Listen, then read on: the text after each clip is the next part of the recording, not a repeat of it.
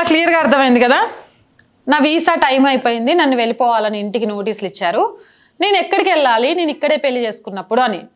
అమ్మా, నేను భారతీయుడిని పెళ్లి చేసుకుంటే నాకు భారతదేశ పౌరసత్వం వస్తుందా అని అడిగినవా?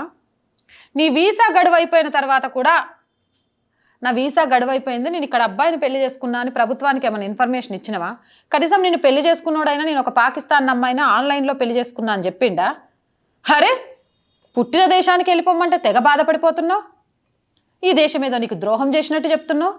నిజంగా అసలు సిఆర్పిఎఫ్ జవాన్ని ఆన్లైన్లోనే నికా చేసుకోవాల్సిన అవసరం నీకేమొచ్చింది? సరే, ప్రేమ గుడ్డిది కాబట్టి ప్రేమించేసుకున్నారు, పెళ్లి చేసుకున్నారు. వచ్చిన తర్వాత నీ వీసా అయిపోయిన తర్వాత కూడా భారతదేశంలో ఉండడం తప్పని నీకు తెలియదా? నీ పెళ్ళే అధికారికం కాదు, ఇక్కడ ఎలాంటి ఇన్ఫర్మేషన్ లేకుండా.